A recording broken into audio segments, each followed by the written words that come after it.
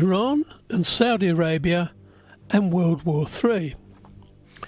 It's complicated, and I'm not going to be able to give a complete explanation in this short video. They both have a huge military. The Saudi budget is $64 billion, Iran is $14 billion. Iran's population is 78 million, Saudi 31 million.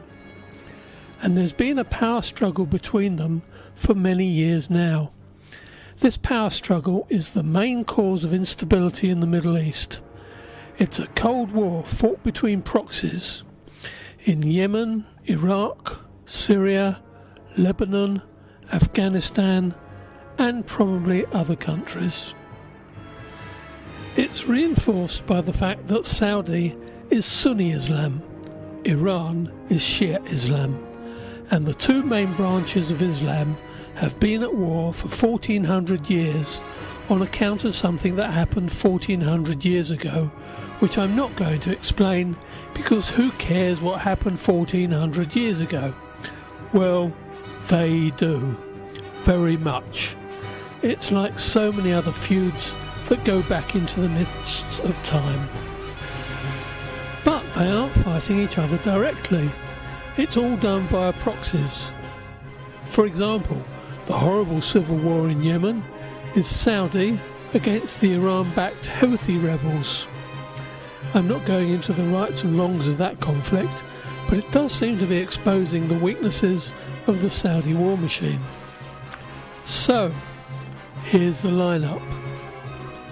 Iran's allies: Algeria, Armenia, Belarus, China, Cuba, Iraq, some militias, North Korea, Lebanon, that's Hezbollah, Palestinian Authority, that's Hamas, Russia, Serbia, Syria, Turkey, Venezuela, and Yemen, the Houthis.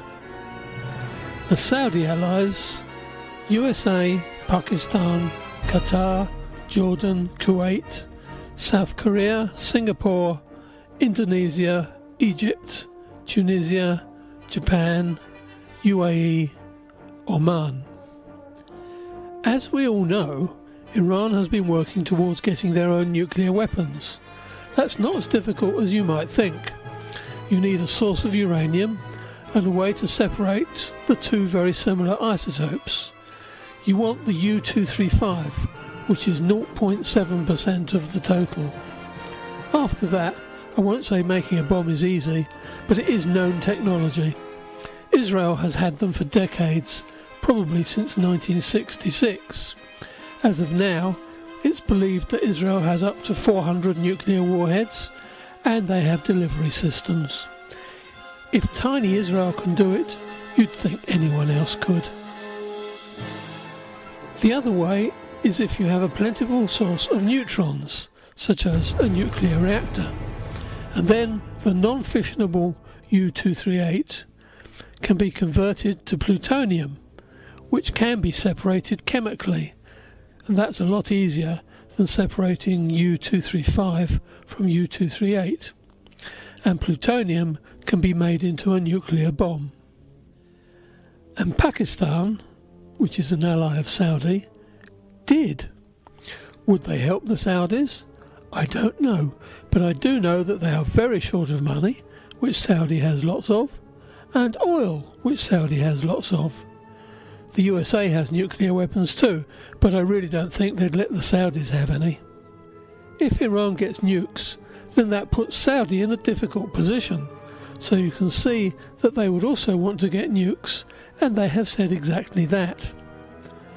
Israel wouldn't be happy either, given the repeated threats from Iran to wipe out Israel. So would anyone make a preemptive strike to stop Iran getting nukes? Certainly Israel did that to Iraq, and has, most people believe, conducted considerable sabotage against the Iranian nuclear program. So you can see the instability. The possession of nuclear weapons will give a huge advantage to whichever of those two gets there first. Thanks for watching this video. If you would like to discuss this with me, you'll find me on Facebook. in the religion discussion group. See you there.